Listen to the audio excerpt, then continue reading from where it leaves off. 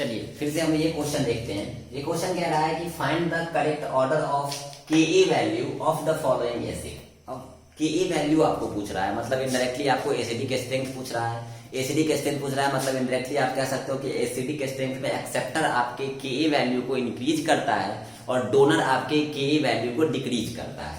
या एक्सेप्टर कह सकते हो कि पी के ए वैल्यू को क्या करेगा, या पी के ए वैल्यू को क्या करेगा, या के ए वैल्यू को क्या करेगा। तो आप सिंपल समझो, यहाँ पर आपको लगा हुआ है NO2 ग्रुप। इस NO2 को आप इजली कह सकते हो ये -IV है -M भी है। आप इस OCH3 को कहोगे -IV है और +M भी है, लेकिन +M वाला ले लेंगे क्योंकि -I यहाँ पर +M डोमिनेट कर जाता है I पे, ये आपको पता है। NO2 यहाँ मेटा पे है, तो मेटा पे आप लोग के दिमाग में हम बैठा दिए हैं कि मेटा पे कभी भी रेजोनेंस नहीं होता है। रेजोनेंस नहीं होता है मतलब मेटा वाला ग्रुप रेजोनेंस में पार्टिसिपेट नहीं करेगा, मतलब मेजोमेरिक शो नहीं करेगा, मतलब +M और -M का नाम मेटा पे हम कभी लेंगे भी नहीं, मतलब सिर्फ इंडक्टिव का नाम लेंगे और इंडक्टिव में ये -I की तरह कुछ काम करेगा। OCH3 भी मेटा पे है तो ये भी मेरा -I की तरह काम करेगा और यहाँ पर कोई ग्रुप है ही नहीं तो यहाँ पर नो इफेक्ट हो जाएगा, ये आपको पता है।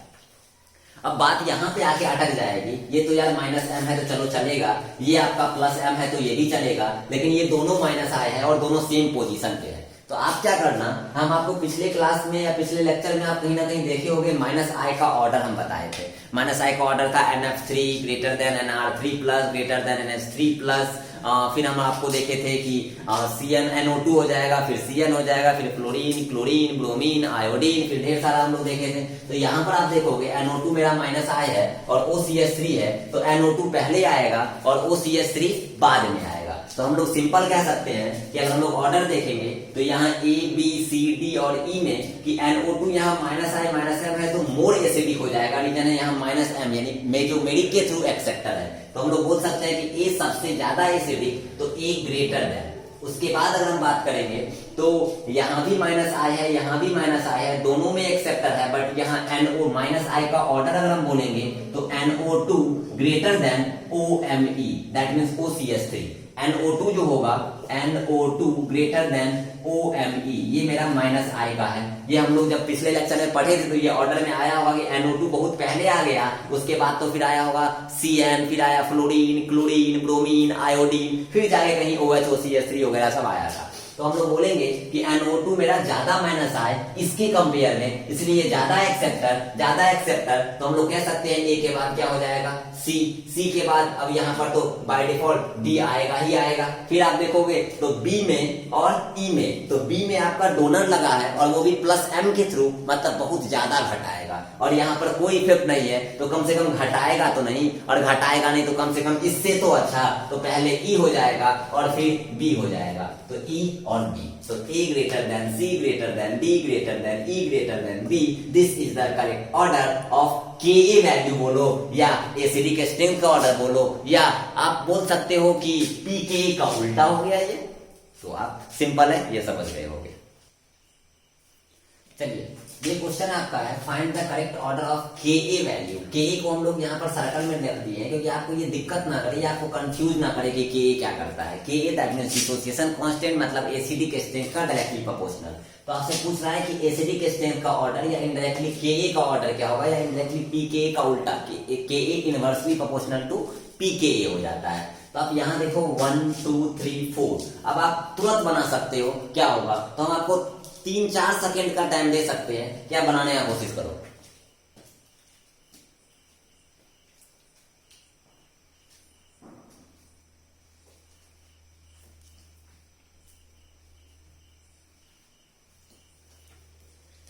चलिए आई होप कि आप बना लिए होंगे, या नहीं तो आप देखते हैं यहाँ पर आपका NO2 मेटा पे है तो मतलब मेजोमेरिक नाम लेना भी पाप है, ये आपको पता ही है। तो यहाँ पर हम लोग -I बोल सकते हैं। OCH3 यार तेरा पे है, -I भी +M भी, -I कोई काम का नहीं, +M काम का है। फ्लोरीन मेटा पे है, -I कहीं भी होता तो भी -I ही। CH3 मेटा पे है, कहीं भी होता तो +I ही होता। चलिए अब यहाँ पर माइनस आई है, यही मेरा माइनस आई है, यहाँ पे बात आके अटकेगी, लेकिन हम लोग को ऑर्डर पता है, इसीलिए बात यहाँ भी हम लोग अटकने नहीं देंगे। आप यहाँ देखो NO2 और फ्लोरीन में आप अगर ऑर्डर देखोगे तो यार NO2 कहीं ज्यादा आगे है फ्लोरीन से, क्योंकि NO2 के बाद CN आएगा, उसके बाद फ्लोरीन आएगा। तो हम लोग बोल सकते हैं कि यहाँ पर 1 का जो होगा एसिडिक स्ट्रेंथ सबसे ज्यादा होगा, क्योंकि ये माइनस आई सबसे ज्यादा है। तो यहाँ पर हम लोग बोल सकते हैं 1 ग्रेटर देन, यहाँ भी आपका प्लस M घटाएगा, यहाँ प्लस I घटाएगा, ये माइनस I इस दोनों से बढ़ाएगा, तो 1 के बाद हो जाएगा 3 ग्रेटर देन, यहाँ CH3 प्लस I के थ्रू आपका डिक्रीज कर रहा है, यहाँ OCH3 प्लस M के थ्रू डिक्रीज कर रहा है, ये ज्यादा डिक्रीज करेगा, ये कम डिक्रीज करेगा तो बाबू दोनों एसिडिक स्ट्रेंथ को घटाएगा। लेकिन यार ये मेरा कम घटाएगा, इसका मतलब इसके कंपेयर में ये मोर एसिडिक, तो पहले आ जाएगा 4 और उसके बाद आ जाएगा 2। This will be the correct order of Ka value of the following acid. चलिए नेक्स्ट क्वेश्चन हम लोग देख रहे हैं। नेक्स्ट क्वेश्चन कह रहा है the correct order of acidic strength. हम लोग तुरंत पकड़ लेंगे, ये मेरा सब मेटा पे घूम रहा है, तो मेटा पे है मतलब मेजोमेरिक का नाम ही नहीं लेंगे, यहाँ पर कोई ग्रुप ही नहीं है, मतलब यहाँ पर कोई इफेक्ट नहीं होगा। तो यहाँ पर आप देख रहे हो NH3 प्लस है, यहाँ पे आपका CH3 ग्रुप प्लस I है, ये माइनस I है, ये NR3 N, ये R, that means NR3 plus, तो ये मेरा माइनस I है और यहाँ कोई इफेक्ट नहीं है। तो आप देखोगे पिछले लेक्चर में हम लोग देखे थे कि NH3 और NR3 में हम लोग देखे थे NF3 का पहले NF3 प्लस का ज्यादा, उसके बाद NR3 प्लस का, तो माइनस I का ऑर्डर में हम लोग देखेंगे तो NR3 प्लस जो होगा वो more minus I greater than NH3 plus, ये दोनों में माइनस I का ऑर्डर ये है, तो ये माइनस I और ये भी माइनस I, हम लोग बोले हैं कि NR3 वाला मोर माइनस I, NR3 अगर मोर माइनस I तो मोर एसिडिक, तो कह सकते हैं 3 वाले का सबसे ज्यादा, उसके बाद 1 वाले का। यहाँ पे डोनर, यहाँ पे कोई इफेक्ट नहीं, डोनर डिक्रीज, यहाँ कोई इफेक्ट नहीं, कम से कम इससे तो अच्छा है 4 वाला, तो पहले 4 और देन लास्ट में 2। This will be the correct order of Ka बोलो या एसिडिक स्ट्रेंथ बोलो, तो हम बोलेंगे हमेशा कि आपको माइनस I इफेक्ट का ऑर्डर आप याद रखना। कभी कभार किस्मत खराब होता है तो ऐसा क्वेश्चन आ जाता है जिससे कि आपको ऑर्डर याद रखना होगा। चलिए एक कॉन्सेप्ट आता है ऑर्थो इफेक्ट का, कि ऑर्थो इफेक्ट क्या होता है। जैसे कि हम लोग जनरली जानते हैं, क्वेश्चंस के थ्रू जानते हैं। जैसे मान लीजिए कि एक हम लोग ले लेते हैं यहाँ पे COOH, ऑर्थो इफेक्ट जनरली हर जगह बेंजोइक एसिड के केस में ही होगा, बेंजोइक एसिड के केस में ही आपका ऑर्थो इफेक्ट होगा, सिंपल। अब यहाँ पे हम लोग लेते हैं एक बेंजोइक एसिड और एक ले लेते हैं हम लोग, मान लो कि यहाँ पे COOH तो है ही, यहाँ पर ले लेते हैं CH3 ग्रुप, ठीक है। तो आपके हिसाब से तो यार ये COOH है, यहाँ पर कोई इफेक्ट नहीं है, यहाँ पर COOH है, लेकिन यहाँ ऑर्थो पे CH3 है, CH3 दैट मींस ये प्लस I है, और प्लस I है तो ये डोनर है, और डोनर है तो ये लेस एसिडिक है, और ये मोर एसिडिक है, और यहाँ पर A है और यहाँ पर B है, तो हम लोगों के हिसाब से होना चाहिए था A ग्रेटर देन B, ये हम लोग जानते हैं, ठीक है। बट ये ऑर्थो इफेक्ट आके अपना काम खराब कर देगा। अपना काम क्या खराब कर देगा यार, काम थोड़ा बहुत जानने के बाद आसान ही कर देगा।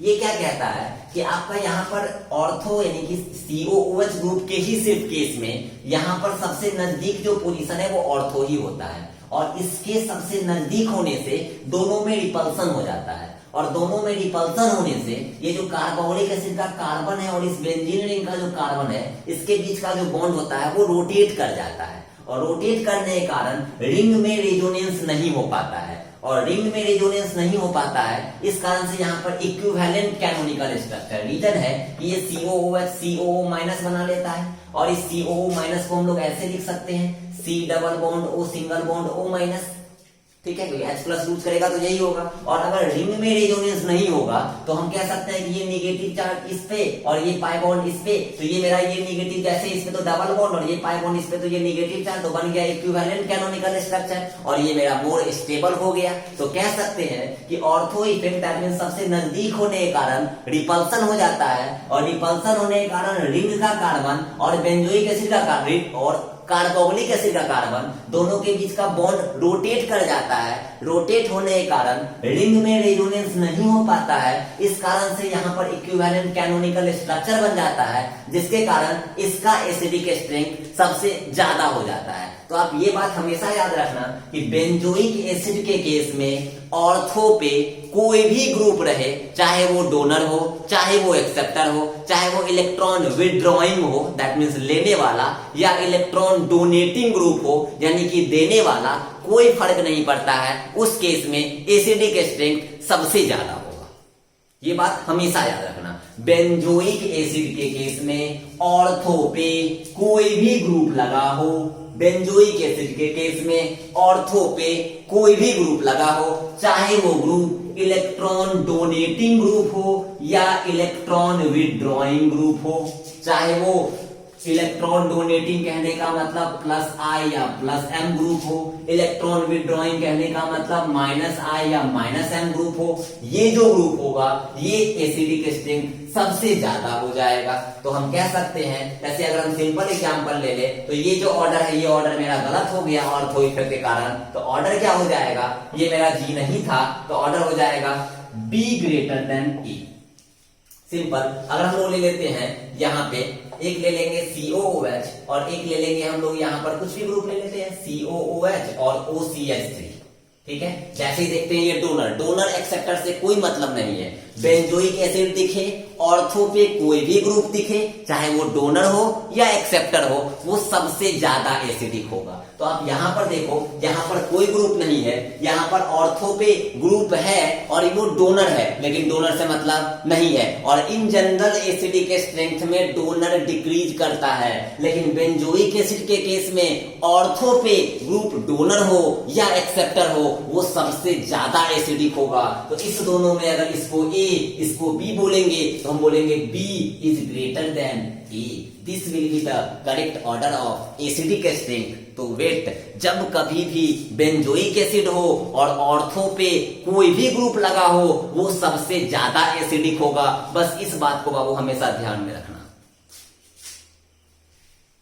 चलिए, तो ये क्वेश्चन हम लोग देखते हैं। ये क्वेश्चन आपको ऑर्थो इफेक्ट में मिल जाएगा। यहाँ पे आपको 4 ऑप्शन दिया गया है। 4 ऑप्शन में आपको क्या बोला गया, TH मतलब फिनाइल रिंग। तो हम लोग इसका अगर हम स्ट्रक्चर बनाएं तो ये हो जाएगा एक TH और इसके साथ COOH।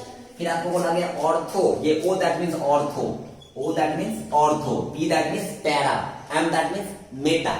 तो आप यहाँ पे बनाओगे ऑर्थो नाइट्रो बेंजोइक एसिड, तो यहाँ पर आप बेंजोइक एसिड बना लो और यहाँ पर ऑर्थो पे NO2 लगा दो, कोई दिक्कत नहीं है। थर्ड वाले पे आप देखोगे तो पैरा नाइट्रो बेंजोइक एसिड। यार मजा आ गया, ये तो बड़ा आसान दिख रहा है हम लोगों को, दूर से दिख रहा था कि पता नहीं क्या पूछ रहा है। यहाँ पे पैरा पे NO2 है तो पहले COOH और पैरा पे NO2 लगा दो, कोई दिक्कत नहीं। और एक है मेटा नाइट्रो बेंजोइक एसिड, तो यहाँ पर आप सिंपल बेंजोइक एसिड बनाओ और मेटा पे आप नाइट्रो ग्रुप लगा लो, मजा आ गया। जैसे ही बेंजोइक एसिड है, ऑर्थो पे कोई भी ग्रुप लगा रहे, चाहे वो डोनर हो चाहे वो एक्सेप्टर हो, सबसे ज्यादा एसिडिक हो जाएगा। अगर हम लोग इसको 1 बोले हैं, इसको 2 बोले हैं, इसको 3 बोले हैं और अगर इसको 4 बोले हैं तो बता दो बाबू, मजा आ जाएगा। सबसे ज्यादा 2 ग्रेटर देन, यहाँ पर कोई इफेक्ट नहीं है। यहाँ पर मेटा पे -I सिर्फ होगा, पैरा पे -I -M दोनों होगा। यहाँ भी एक्सेप्टर, यहाँ भी एक्सेप्टर, ये -M के थ्रू एक्सेप्टर, दैट्स वाई ये मोस्ट एसिडिक। इसके कंपेयर में तो हम बोल सकते हैं 2 के बाद हो जाएगा 3 ग्रेटर देन 1 और 4 में अगर हम देखेंगे तो 4 वाले पे मेटा पे है -I और 1 वाले पे कोई इफेक्ट नहीं, -I मोर एसिडिक। तो हम लोग आ जाएगा 3 के बाद 4 और लास्ट में 1। This will be the acidic strength का ऑर्डर। वेट, अब यहाँ पे आप देखोगे क्या कि ऑर्थो पे जब कभी भी कोई भी ग्रुप लगा रहे, चाहे वो डोनर हो या एक्सेप्टर, लेकिन सिर्फ बेंजोइक एसिड के केस में, ये नहीं कि फिनॉल पे देखे ऑर्थो पे कोई ग्रुप लगाओ मार दिया मोर एसिडिक, तो आप ले आओगे -1, मन खुश हो जाएगा आपका। तो यहाँ पर हम सिंपल बोलेंगे कि कभी भी आप बेंजोइक एसिड देखना और ऑर्थो पे कोई भी ग्रुप हो, चाहे वो डोनर हो या एक्सेप्टर हो, वो आपका मोर एसिडिक होगा। चलिए, ये आपका लास्ट कॉन्सेप्ट है। ऑर्थो इफेक्ट के बाद एक लास्ट कॉन्सेप्ट है। पहले इस दोनों क्वेश्चन में हम आपको एसिडिक स्ट्रेंथ आपको जो आ रहा होगा वो आप बताना, तो हम आपको जो आ रहा होगा वो हम बता रहे हैं आपके भावनाओं को समझते हुए। तो ये क्वेश्चन कह रहा है, इसको हम बोल सकते हैं पैरा पे नाइट्रो है और ये फिनॉल है, इसको हम बोलते हैं पैरा नाइट्रोफिनॉल। इसमें तो यार किसी को दिक्कत ही नहीं है। और ये हो जाएगा मेरा ऑर्थो नाइट्रोफिनॉल, ये हम दोनों को पता है।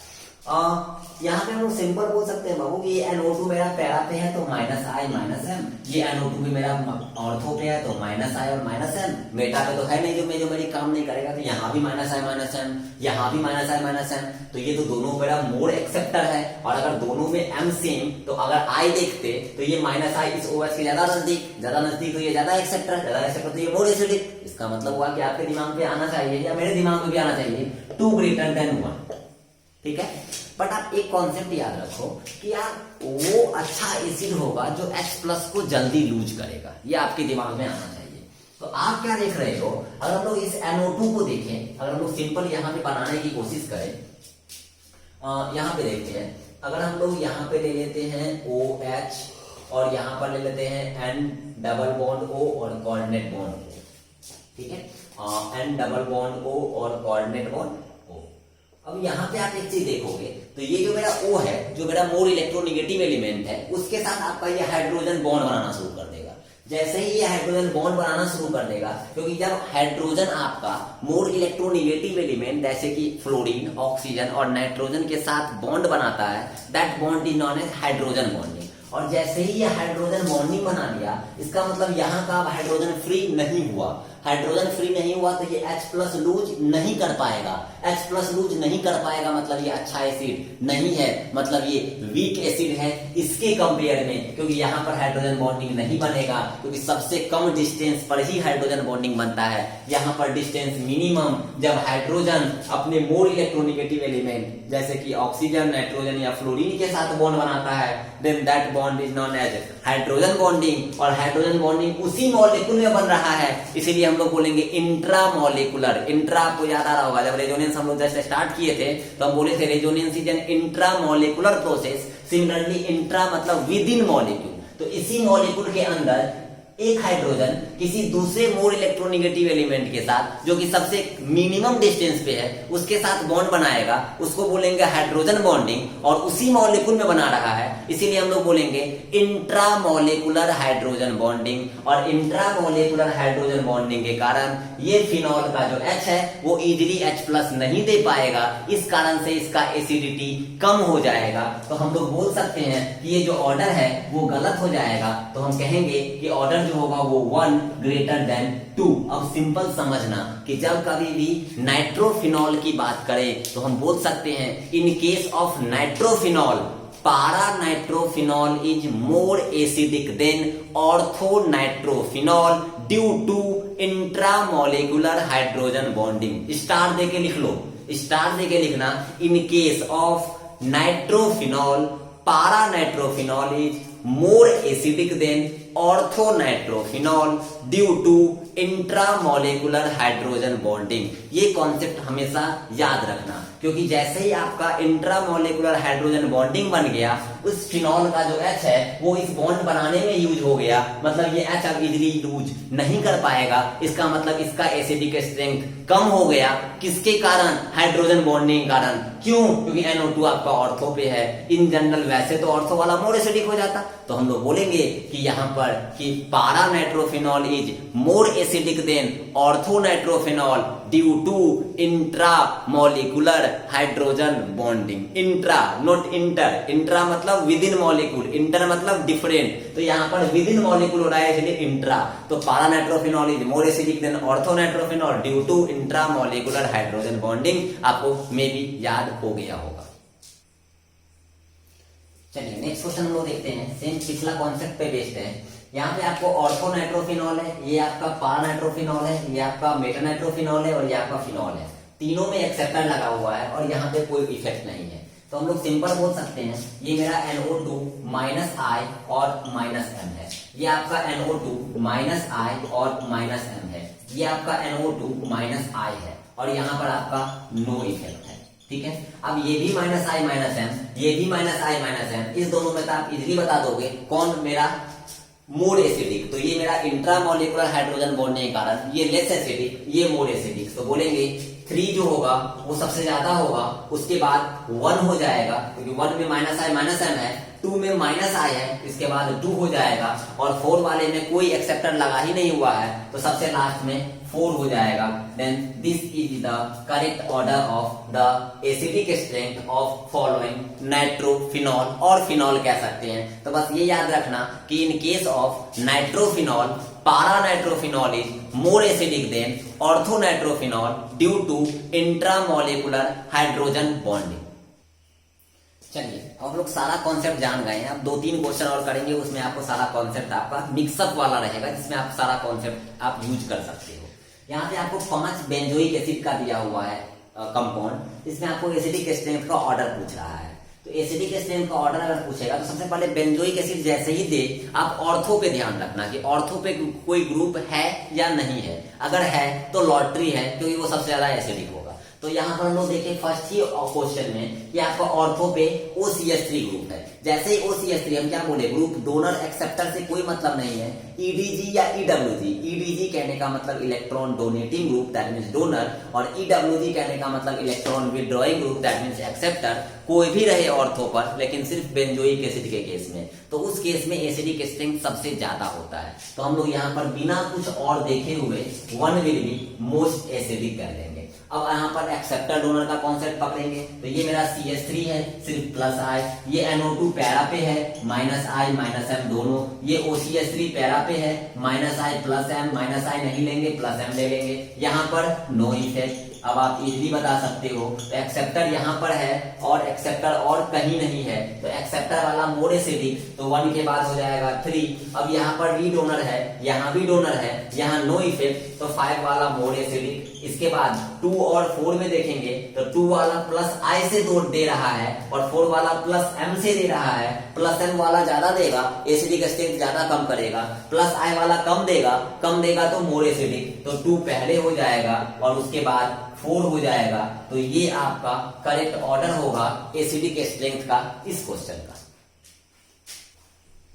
चलिए यहाँ पे आपको 6 फिनॉल कंपाउंड दिया गया है और 6 का एसिडिक स्ट्रेंथ का ऑर्डर पूछ रहा है। सबसे पहले आप जो ग्रुप लगा हुआ है हर फिनॉल में उस ग्रुप को आप आइडेंटिफाई करो, तो आप होपफुली प्लस आई माइनस आई प्लस एम और माइनस एम को आप इजीली पहचान गए होंगे। हम लोग सिंपल बोल सकते हैं प्लस एम और माइनस एम पहचानने के लिए, जिस किसी भी ग्रुप के पास लोन पेयर या निगेटिव चार्ज है वो हमेशा इलेक्ट्रॉन दे के रेजोनेंस में पार्टिसिपेट करेगा और वो ग्रुप प्लस एम होगा, और जिस किसी भी एटम या ग्रुप पे प्लस चार्ज होगा या जिस किसी भी 2 एटम के बीच में पाई बॉन्ड होगा और रिंग से अटैच होगा और जिसके साथ बॉन्ड अटैच है वो मोर इलेक्ट्रोनिगेटिव होगा। ऐसा कि आप प्लस एम और माइनस एम वाला लेक्चर देखना, आपको इजीली पता चल जाएगा कौन माइनस एम है और कौन प्लस एम है, और इंडक्टिव इफेक्ट वाला लेक्चर देखना, वहां आपको इजीली पता चल जाएगा प्लस आई कौन है और माइनस आई कौन सा ग्रुप है। रेजोनेंस अगर आपको नहीं आ रहा होगा तो रेजोनेंस आप अच्छे से समझ सकते हो कि रेजोनेंस क्या होता है, रेजोनेंस का कंडीशंस क्या होता है, रेजोनेंस हम लोग कैसे बता सकते हैं, कैसे कैनोनिकल स्ट्रक्चर बनाते हैं, कैसे स्टेबिलिटी फाइंड करते हैं, क्रॉस रेजोनेंस क्या होता है, इक्विवेलेंट कैनोनिकल स्ट्रक्चर क्या होता है, नॉन इक्विवेलेंट कैनोनिकल स्ट्रक्चर क्या होता है। कम से कम हम लोग अभी 11-12 लेक्चर देख चुके हैं और आपको रेजोनेंस में मेरे हिसाब से कोई दिक्कत नहीं हुआ होगा। मेरे हिसाब से इंडक्टिव में जो मेरी या फिर एसिडिक स्ट्रेंथ में भी अब आपको दिक्कत नहीं होगा। अब आप उससे आगे देखोगे तो इफेक्ट में एक और इलेक्ट्रोमेरिक इफेक्ट है जिसका बहुत खास यूज नहीं होता है, ये टेम्पोररी इफेक्ट है, जबकि इंडक्टिव और मेजोमेरिक परमानेंट इफेक्ट है। इलेक्ट्रोमेरिक क्या होता है हम नेक्स्ट लेक्चर में बताएंगे, और देन हम लोग हाइपर कंजुगेशन में ही करेंगे हाइपर कंजुगेशन क्या होता है। यहाँ आप सिंपल इस क्वेश्चन को देखोगे तो ये क्वेश्चन में आप पहले ग्रुप को पकड़ो तो हम इस CH3 को सीधा बोलेंगे ये प्लस आई है, आप इस NO2 को बिना कोई दिक्कत का बोल दोगे माइनस आई माइनस एम है। अब एक बात आप गौर कर रहे होगे तो कुछ ग्रुप जो है वो रिपीट कर रहा है, जैसे NO2, जैसे CH3, जैसे OCH3, तो ये सब ग्रुप जो है ना वो एकदम याद ही हो जाएगा। आप इतना क्वेश्चन, हमको लग रहा है कम से कम हम लोग अब 30-35 क्वेश्चन देख चुके होंगे, और इतना क्वेश्चन करने के बाद भी अगर आपको एसिडिक स्ट्रेंथ में कॉन्सेप्ट क्लियर नहीं है, इसका मतलब आप इंडक्टिव या मेजोमेरिक का लेक्चर नहीं देखे हो या आपको रेजोनेंस नहीं आ रहा है। अगर आप बाकी प्रीवियस सारा लेक्चर देख लोगे, क्योंकि हम जहाँ पे आपको कॉन्सेप्ट ऑफ एसिडिक स्ट्रेंथ का लेक्चर डाले हैं वही नीचे हम आपको सारा लिंक प्रोवाइड कर दिए हैं। आप उस लिंक पे जाना, रेजोनेंस करके, रेजोनेंस का 5 लेक्चर दिया होगा, एक एक करके खूब अच्छे से टाइम देके देखना। फिर आप जीओसी में आना, जीओसी 2 करके होगा, वहां पे आपका लेक्चर 1, लेक्चर 2, लेक्चर 3, लेक्चर 4 करके मिलेगा। वहां आप लगातार देखना, टाइम लेना, सीखना। कोई दिक्कत हो तो आप पूछ सकते हो, इवन तो यार आप फोन कर सकते हो, मैसेज कर सकते हो, यार इतना ज्यादा आपको हम ऑप्शन दे रहे हैं, आप आराम से पूछो, हम आपको बताएंगे। हाँ थोड़ा टाइम लग सकता है लेकिन हम बताएंगे जरूर। तो आप यहाँ देखो NO2 मेरा -I-M हो गया, यहाँ पर NO2 आपका -I भी होगा और -M भी होगा। ये आपका NH2 ग्रुप है, N के पास लोन पेयर है, देगा, इसका मतलब ये +M हो जाएगा। यहाँ पर कोई ग्रुप नहीं है, यहाँ पर नो इफेक्ट हो जाएगा। ये क्लोरीन के पास 3 लोन पेयर है, इलेक्ट्रॉन देगा तो ये +M भी होगा और -I भी होगा। लेकिन हैलोजन का केस है तो यहाँ पर मेजोमेरिक डोमिनेट नहीं करेगा, यहाँ पर -I को ही हम लोग देखेंगे।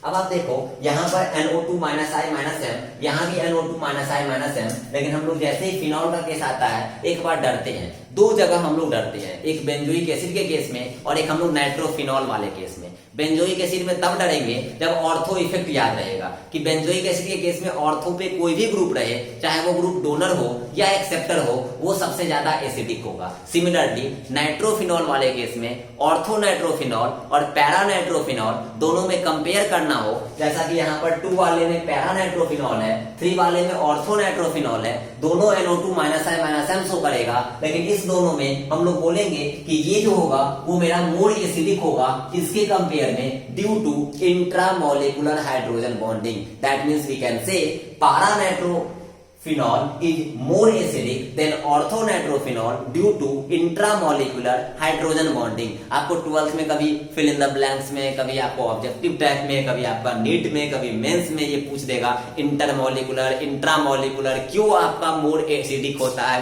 पैरा नाइट्रोफिनॉल ऑर्थोनाइट्रोफिनॉल के कंपेयर में। तो कुछ भी क्वेश्चंस आपसे एराइज किया जा सकता है। तो आप बोल सकते हो 2 और 3 में, क्योंकि 2 ही 3 सबसे ज्यादा एक्सेप्टर रखे हुआ है, तो हम बोलेंगे 2, उसके बाद हो जाएगा आपका 3। अब यहाँ आप देखो एक्सेप्टर सिर्फ एक और केस में है जो कि 5 नंबर है, तो 2, 3 के बाद हो जाएगा 5। अब आप देखो एक चीज कि ये मेरा +M है, ये मेरा +I है और यहाँ पे कोई इफेक्ट नहीं है, तो सबसे ज्यादा वो मोर एसिडिक जहां पर डोनर नहीं लगा हो, मतलब यहाँ नो इफेक्ट है, इसका मतलब ये मोर एसिडिक होगा। तो हम लोग ले सकते हैं 5 के बाद 6 हो जाएगा। अब बच गया आपका 1, आपका बच गया 4। 1 वाले में +I, 4 वाले में +M मोर डोनर मतलब less acidic, +I less donor मतलब मोर एसिडिक। तो हम लोग पहले 1 को लेंगे और 4 को लास्ट में लेंगे, तो हम लोग कह सकते हैं पहले 1 हो जाएगा और फिर 4 हो जाएगा। This is the correct order of acidic strength. तो वेट, आपको एसिडिक स्ट्रेंथ का ऑर्थो इफेक्ट, आपका हाइड्रोजन बॉन्डिंग वाला कॉन्सेप्ट, आपको एक्सेप्टर, डोनर कब इंक्रीज कब डिक्रीज,